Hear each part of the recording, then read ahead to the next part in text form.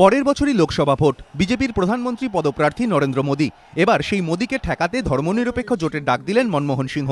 প্রধানমন্ত্রী পদপ্রার্থী হিসেবে তার নাম ঘোষণার পর থেকেই মনমোহন সিংহর সমালোচনায় সুর চড়িয়েছেন মোদী। রবিবারই রাজধানী দিল্লির সভা থেকে প্রধানমন্ত্রীকে তীব্র ভাষায় আক্রমণ করেছেন গুজরাতের মুখ্যমন্ত্রী। এই পরিস্থিতিতে প্রতি আক্রমণের পথেই হাঁটলেন মনমোহন সিংহ।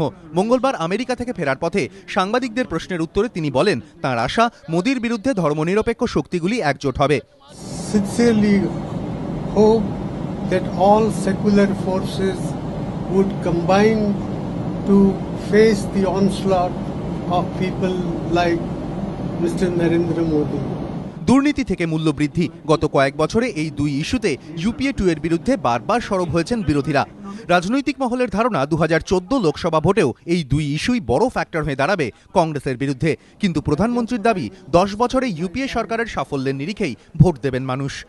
I have every reason to believe we may have done something wrong, but we have done many good things, and the people of India, generous and tolerant that they will take into account the good work, the solid achievements of the UPA into account before they cast their votes.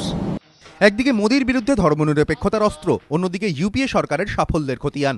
রাজনৈতিক মহলের ধারণা মঙ্গলবারই লোকসভা ভোটে কংগ্রেসের প্রচারের অভিমুখ বেঁধে দিলেন মনমোহন সিংহ। ABP আনন্দ।